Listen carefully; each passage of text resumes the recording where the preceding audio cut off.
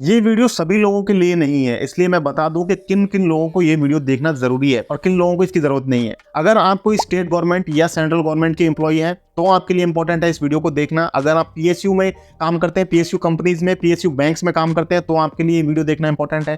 अगर आप कोई प्राइवेट कंपनी में काम करते हैं तो भी आपके लिए इंपॉर्टेंट है, क्योंकि प्राइवेट कंपनीज के जो रूल्स हैं वो भी स्टेट गवर्नमेंट के रूल से ही लगभग सिमिलर होते हैं। इसके अलावा वो स्टूडेंट्स जो गवर्नमेंट जॉब्स की तैयारी कर रहे हैं, पीएसयूज की तैयारी कर रहे हैं या प्राइवेट कंपनीज में जाने के बारे में सोच रहे हैं, प्लानिंग कर रहे हैं और एजुकेशन ले रहे हैं, प्रिपरेशन कर रहे हैं, उन सब लोगों को ये वीडियो देखना जरूरी है। इसके अलावा अगर आप किसी दूसरी कैटेगरी में फॉल करते हैं तो आप इस वीडियो को स्किप कर सकते हैं। देखिए यहाँ पर आज के इस वीडियो में मैं आपको बताऊंगा कि गवर्नमेंट एम्प्लॉइज, मैं 4 स्टेट्स की बात करूंगा स्पेशली। 4 स्टेट में से एक हम सेंट्रल गवर्नमेंट रूल्स भी लेंगे। सेंट्रल यानी कि हमारे जो इंडिया के जो रूल्स हैं वो ओवरऑल क्या कहते हैं। इसके साथ साथ मैं बिहार, महाराष्ट्र और राजस्थान के रूल बताऊंगा। साथ साथ मैं आपको ये भी बता दूं कि जो अदर स्टेट्स के रूल हैं वो भी सेंट्रल गवर्नमेंट के जो रूल्स बने हुए हैं उन्हीं को फॉलो करते हैं। और ज्यादातर ये जो महाराष्ट्र, बिहार और राजस्थान में डिस्कस करूंगा आज, वो रूल्स भी काफी कुछ यहाँ पर सेंट्रल गवर्नमेंट के रूल से सिमिलर हैं। तो इसलिए अगर आप कोई दूसरे स्टेट में भी फॉलो करते हैं तो भी आपके लिए वीडियो रेलेवेंट रहने वाला है, क्योंकि जो रूल्स हैं वो सेंट्रल गवर्नमेंट के रूल्स ही यहाँ पर आपके ऊपर भी इंप्लीमेंट होने वाले हैं। अब हो सकता है कि आप ये जो गलती इस बारे में हम वीडियो में बात करने वाले हैं जानबूझ करके आपको पता हो फिर भी आप कर रहे हो, लेकिन आप सोच रहे हो कि मैं वाइफ के, ब्रदर के, फादर मदर के या किसी भी दूसरे कोई XYZ जो आपका रिलेटिव नहीं है उसके नाम पे कर रहा हूं तो मैं बच जाऊंगा। ऐसा नहीं है। गवर्नमेंट ने क्लियरली अपने रूल्स में ये बता रखा है कि अगर आप किसी और के नाम पे भी काम कर रहे हैं तो भी आपकी रिस्पॉन्सिबिलिटी है और साथ साथ आपके साथ साथ वो अदर पर्सन भी यहाँ पर खतरे में पड़ सकता है। तो देखिए गाइस, सबसे पहले वीडियो को स्टार्ट करने से पहले आपसे रिक्वेस्ट करूंगा, अगर आप चैनल पर नए हैं तो प्लीज चैनल को सब्सक्राइब करें। इसी तरीके की गवर्नमेंट एम्प्लॉय से रिलेटेड जो इन्फॉर्मेशन आपको रेगुलर अपडेट्स चाहिए वो आपको इस चैनल पर लगातार मिलती रहेंगी। अब एक चीज बता दूं, शेयर मार्केट में तो गवर्नमेंट एम्प्लॉयज कम करते हैं लेकिन प्रॉपर्टी में ज्यादातर इन्वेस्टमेंट करते हैं। तो अगर आप प्रॉपर्टी, क्योंकि गवर्नमेंट ने प्रॉपर्टी के ऊपर भी कुछ रेस्ट्रिक्शंस लगा रखी हैं, यहाँ पर जो कंडक्ट रूल्स हैं गवर्नमेंट के, चाहे वो स्टेट के हों चाहे सेंटर के हों, तो जो कंडक्ट रूल्स हैं उनमें आपके ऊपर यहाँ पर इलेक्शंस से रिलेटेड और प्रॉपर्टी से रिलेटेड भी कुछ रेस्ट्रिक्शंस है। अगर आप उनके बारे में जानना चाहते हैं तो नीचे प्रॉपर्टी लिख सकते हैं, PROPERTY प्रॉपर्टी लिख देंगे तो मैं समझ जाऊंगा कि आपको प्रॉपर्टी के रूल समझना है, तो वो भी मैं आपके लिए जरूर लेकर के आ जाऊंगा। अभी यहाँ पर बढ़ते हैं आगे। आपने, आई होप कि आपने चैनल को सब्सक्राइब कर लिया है और वीडियो को भी अगर आप चाहें तो लाइक कर सकते हैं, आगे लाइक कर सकते हैं। देखिए सबसे पहले बात करते हैं यहाँ पर गवर्नमेंट के रूल्स की। तो जो गवर्नमेंट एम्प्लॉयज होते हैं उन पर कुछ रूल्स लागू होते हैं, जैसे कि पेंशन के उनके अलग रूल्स होते हैं, प्रमोशन के उनके अलग रूल्स होते हैं। इसके अलावा CCA रूल्स होते हैं, यानी कि कंट्रोल, क्लासिफिकेशन और एडमिनिस्ट्रेटिव रूल्स होते हैं ये। इसके अलावा यहाँ पर आपके कंडक्ट रूल्स होते हैं। कंडक्ट रूल्स का मतलब ये है कि जो गवर्नमेंट एम्प्लॉयज का आचरण है, उनका बिहेवियर है, वो इन रूल्स के हिसाब से होना चाहिए। इसीलिए मैंने बताया कि इन रूल्स में आपके बिजनेस न करने पर, इलेक्शन में पार्टिसिपेट न करने पर, प्रॉपर्टी लेने से रिलेटेड और शेयर मार्केट से रिलेटेड आपकी जो रिस्ट्रिक्शंस हैं आपके ऊपर, वो इन रूल्स के अंदर बताई हुई हैं। तो 4 स्टेट के कंडक्ट रूल्स हम डिस्कस करेंगे। 4 स्टेट नहीं, सॉरी 3 स्टेट और सेंटर के कंडक्ट रूल्स हम यहाँ पर डिस्कस करेंगे। और एक चीज बता दूं गाइस, मैं यहाँ पर हवा में कोई भी बात नहीं करने वाला हूँ। बाकायदा आपको यहाँ पर स्क्रीनशॉट दूंगा उस एक्ट का, उस पर्टिकुलर सेक्शन का जिसमें ये चीज मेंशन है, और उसे आसान भाषा में आपको समझाने की पूरी कोशिश करूंगा। सबसे पहले यहाँ पर बात करते हैं central civil services conduct rules, जो सबसे पहले बने थे 1964 में।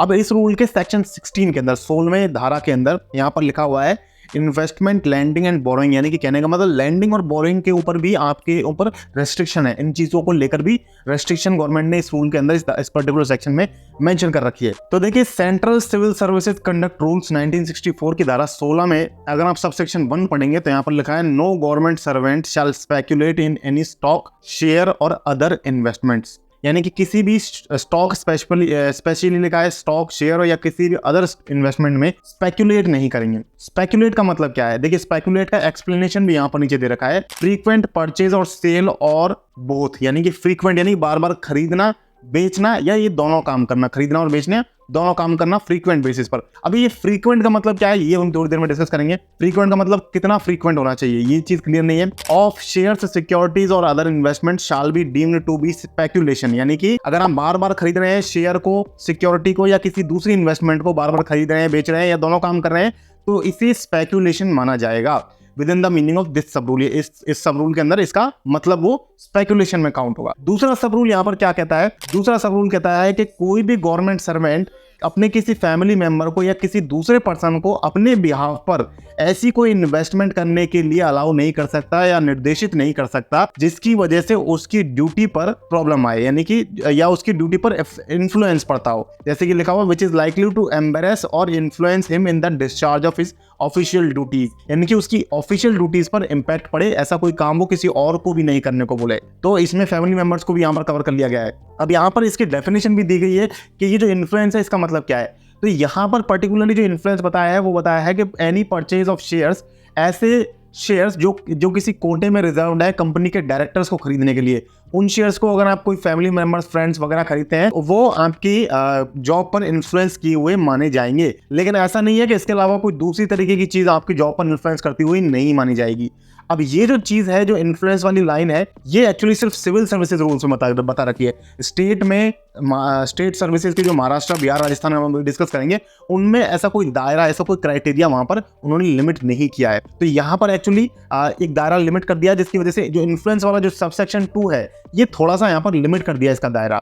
लेकिन जो स्टेट्स के रूल है उसमें सबसेक्शन 2 का दायरा और ज्यादा बढ़ जाता है। देखिए सबसेक्शन 2 का जो 2 पार्ट है, ये 1 पार्ट हो गया जहां पर इन्फ्लुएंस वाली बात आ रही है, और जो 2 पार्ट है इसका, उसमें लिखा हुआ है कि आप अगर किसी पीएसयू कंपनी में काम करते हैं और उस कंपनी के आईपीओ या एफपीओ आते हैं, इनिशियल पब्लिक ऑफर या फॉलो ऑन पब्लिक ऑफर आता है, तो आप उसकी सूचना किसी को नहीं दे सकते या अपने फैमिली मेंबर को, दोस्तों को, किसी को नहीं बोल सकते कि आप उस कंपनी के शेयर्स वगैरह खरीदिए। यानी कि कोई नहीं खरीदना चाहिए, ना आप खरीदने चाहिए आईपीओ एफपीओ, ना आपके कोई फैमिली मेंबर, फ्रेंड्स वगैरह, कोई नहीं खरीदना चाहिए। अगर ऐसा कोई क्वेश्चन, यहाँ पर सबसेक्शन 3 भी इंपॉर्टेंट है पढ़ना, अगर कोई ऐसा क्वेश्चन अराइज होता है, यानी कि ऐसी कोई कंप्लेंट आती है या ऐसा कोई सवाल आपके ऊपर उठता है, तो उस केस में जो गवर्नमेंट का डिसीजन होगा वही फाइनल होगा। यानी कि गवर्नमेंट यहाँ पर कोई भी सख्त से सख्त कार्रवाई आपके ऊपर कर सकती है। जो सख्त कार्रवाइयां हैं, क्या एक्शन लिए जा सकते हैं, वो सीसी रूल्स के अंदर होते हैं। जैसा कि मैंने बताया, अलग अलग गवर्नमेंट्स के रूल होते हैं एम्प्लॉइज के लिए, तो जो क्लासिफिकेशन, कंट्रोल और एडमिनिस्ट्रेशन के सीसी रूल्स बने हुए हैं, उन रूल्स के अंदर बताया गया है कि क्या एक्शन आपके अगेंस्ट लिया जा सकता है। तो ये हो गया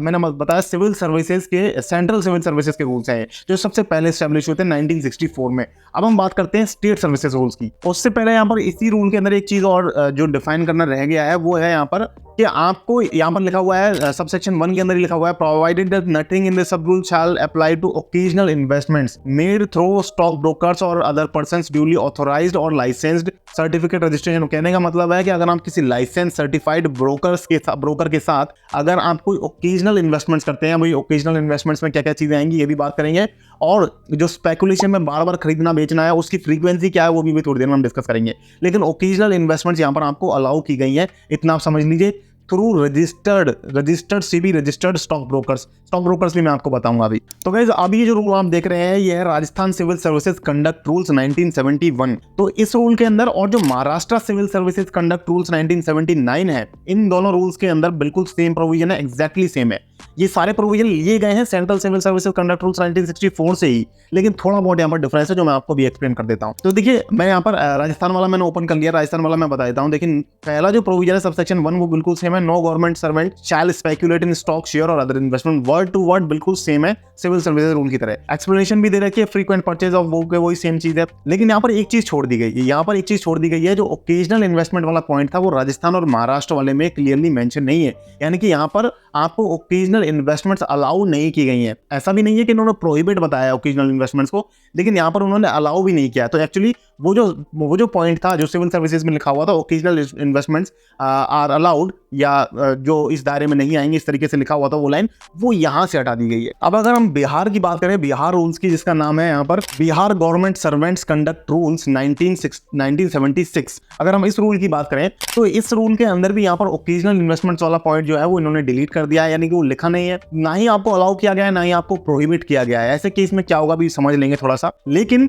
यहाँ पर यदि स्पेकुलेशन जो है वो क्लियरली यहाँ पर प्रोहिबिट की गई है, यानी कि स्पेकुलेशन आप बिहार गवर्नमेंट एम्प्लॉइज होने के बाद नहीं कर सकते। एक चीज और यहाँ पर बिहार रूल्स में समझने वाली ये है, 17 इसका जो सेक्शन है 17(2), उसमें अगर आप सेकंड लाइन पढ़े तो यहाँ पर एक चीज और आ जाती है, where a government servant fails to prevent a member of his family from making an investment of this nature, he shall make a report to that effect to the government forthwith. कहने का मतलब है कि अगर आप अपने किसी family member को शेयर मार्केट में इन्वेस्टमेंट करने से अगर रोक नहीं पाते हैं तो आप उसकी सूचना गवर्नमेंट को दें। यानी कि अगर आपको कोई फैमिली मेंबर आपकी बात नहीं मानता है और वो इन्वेस्टमेंट ट्रेडिंग वगैरह कर रहा है, तो आप उसकी जो इन्फॉर्मेशन है वो आपको गवर्नमेंट को तुरंत देनी चाहिए।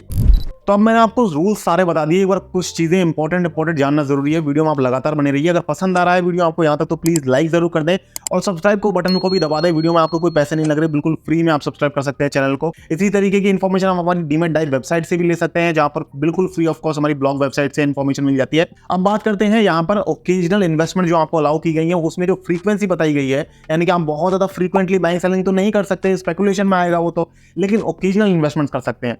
तो देखिए, इंडियन गवर्नमेंट जो टैक्स लेती है उस हिसाब से अगर हम बात करें तो यहाँ पर शॉर्ट टर्म इन्वेस्टमेंट जो है वो शेयर्स के अंदर 1 साल से कम की ड्यूरेशन को शॉर्ट टर्म माना गया है। तो अगर आप लॉन्ग टर्म करते हैं तो लॉन्ग टर्म में ऑब्वियसली वो फ्रीक्वेंट में नहीं आएगा, यानी कि वो स्पेकुलेशन के नहीं अंदर नहीं आएगा। ये तो हम रूल्स के बेसिस पर अगर कोई बात भी जाती है तो आप कोर्ट में उसको प्रूफ भी कर सकते हैं। उससे छोटी जो ड्यूरेशन है वहां पर यहाँ पर अनसर्टेनिटी रहेगी। लेकिन एक चीज क्लियरली है कि स्पेकुलेशन के अंदर आपको intraday trading, free F&O, future and options, actually future and options तो बिजनेस कैटेगरी में आता है, बिजनेस माना जाता है। तो F&O तो बिल्कुल भी आपको अलाउड नहीं है, इंट्राडे ट्रेडिंग भी आपको अलाउड नहीं है, आपको बिल्कुल भी अलाउड नहीं है, क्योंकि फ्रीक्वेंट हो गया, वो डेली आप खरीदना बेचने का काम हो गया डेली वाला, तो ये भी आपको अलाउड नहीं है। लेकिन आप यहाँ पर पोजिशनल ट्रेड्स जो हैं और स्विंग ट्रेड्स भी एक्चुअली अगर आप अवॉइड करें तो ही बेहतर है। हालांकि स्थिति इसके ऊपर क्लियर नहीं है, कोई रूल्स में क्लियर नहीं है कि स्विंग ट्रेड अलाउड है या नहीं है, क्योंकि स्पेकुलेशन की जो फ्रीक्वेंसी है वो यहाँ पर क्लियरली नहीं बता रखी है। तो मैं आपको एडवाइस करूंगा कि स्विंग ट्रेड भी आप अवॉइड करें। पोजिशनल ट्रेड्स 6-8 महीने वाले अगर आप लेते हैं, आप थोड़ा बहुत सेफ रहेंगे वहां पर, लेकिन 100% सेफ है अगर आप 1 साल से ज्यादा के लिए शेयर्स को बाय या होल्ड करते हैं। यानी कि आपने आज शेयर खरीदा, 1 साल तक होल्ड कर लिया और 1 साल बाद उसे बेच रहे हैं, तो कंप्लीटली रूल्स के बेसिस पर आप बिल्कुल free of cost, tension free होकर के ये काम लॉन्ग टर्म इन्वेस्टमेंट वाला कर सकते हैं। म्यूचुअल फंड में आप इन्वेस्टमेंट कर सकते हैं। बॉन्ड्स में अगर आप इन्वेस्टमेंट करते हैं तो अगेन आपको वही 1 साल से लंबी ड्यूरेशन वाला काम यहाँ पर करके चलना है। क्रिप्टो करेंसीज को आप थोड़ा सा अवॉइड करके चलिए। क्रिप्टो करेंसीज के जो रूल्स हैं वो हो सकता है शायद स्पेकुलेशन के अंदर आए, हालांकि इन चीज़ों में अभी उसके बारे में डिस्कस नहीं किया गया है। उसको अदर इन्वेस्टमेंट में काउंट किया भी जा सकता है, नहीं भी किया जा सकता, तो क्रिप्टो करेंसीज को भी आप अवॉइड करें।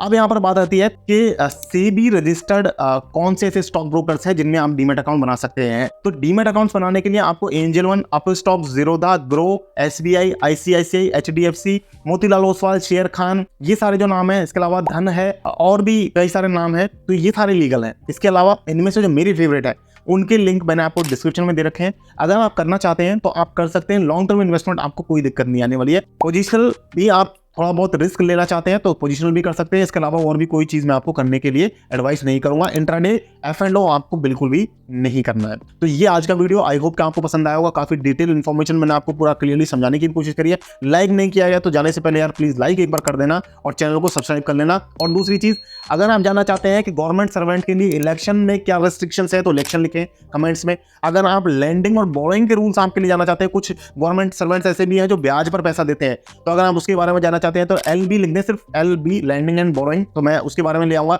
और इलेक्शंस का मैंने बताया। अगर प्रॉपर्टी में आप रेस्ट्रिक्शंस जानना चाहते हैं कि क्या प्रॉपर्टी की रेस्ट्रिक्शंस है आपके ऊपर, तो प्रॉपर्टी आप कमेंट्स में लिख सकते हैं, PROPERTY, तो मैं उसके ऊपर आपके लिए जरूर वीडियो लेकर के आऊंगा।